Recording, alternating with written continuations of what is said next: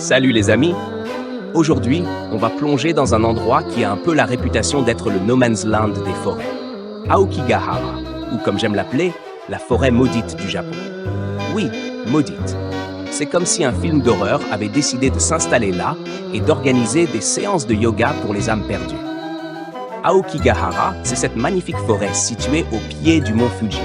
Elle est souvent surnommée la mer d'arbres. Mais laissez-moi vous dire, il n'y a pas de vagues ici, juste une mer d'arbres qui semble se pencher pour écouter les secrets des visiteurs. Tu sais, ces arbres qui murmurent, tu ferais mieux de rester sur le chemin, mon pote. L'histoire d'Aokigahara est fascinante, mais aussi tragique. Dans la culture japonaise, cette forêt a longtemps été associée à des récits de fantômes et de folklore. Autrefois, les gens croyaient que les esprits des défunts y erraient. Pendant la période Edo, les familles en détresse, confrontées à la famine ou à la maladie, y emmenaient leurs proches âgés pour les abandonner. Pas vraiment la sortie familiale idéale, hein? Allez les enfants, on va pique-niquer dans la forêt maudite où il y a plein de fantômes. Au fil des années, Aokigahara est devenu un lieu de suicide. Les gens s'y rendent pour mettre fin à leur souffrance. Et c'est tragique, bien sûr. Mais imaginez la scène. Un randonneur se dit « Je vais prendre un peu l'air frais dans la forêt maudite ». Puis il se rend compte qu'il a oublié de télécharger sa playlist d'avril. C'est ça, le véritable drame. En parlant de drame, la forêt est si silencieuse que même les oiseaux se demandent s'ils devraient chuchoter ou crier. C'est un peu comme une réunion de famille où tu attends que quelqu'un brise la glace, mais personne ne veut prendre le risque de dire un mot. Le seul bruit que tu entends, c'est celui de tes pensées. Et là, je vous assure, c'est effrayant. Aokigahara a également ses panneaux d'avertissement. Oui, ils ont des panneaux pour dissuader les gens de se perdre ou de faire des choix de vie discutables. Imagine un panneau qui dirait « Si vous lisez ceci, c'est déjà trop tard.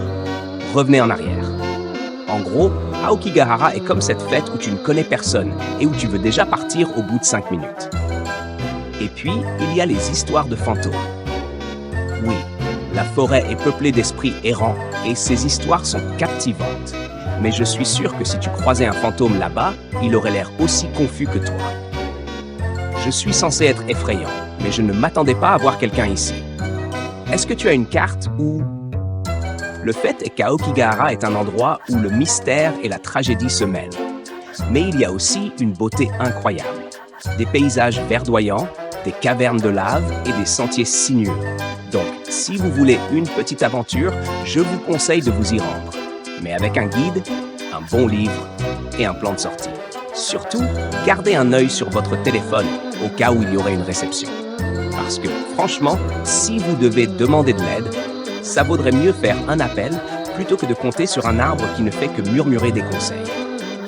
En résumé, Aokigahara est un endroit où le paranormal se mêle à la réalité. Un mélange de beauté et de mystère. Alors mes amis, si jamais vous envisagez de faire un tour à Aokigahara, assurez-vous d'avoir un bon sens de l'orientation. Et n'oubliez pas de prendre une carte, juste au cas où. Merci d'avoir écouté. Et rappelez-vous, si vous vous perdez dans une forêt maudite, pensez à envoyer une carte postale avec une photo de votre propre arbre, histoire de ne pas vous sentir trop seul. Qu'en penses-tu ?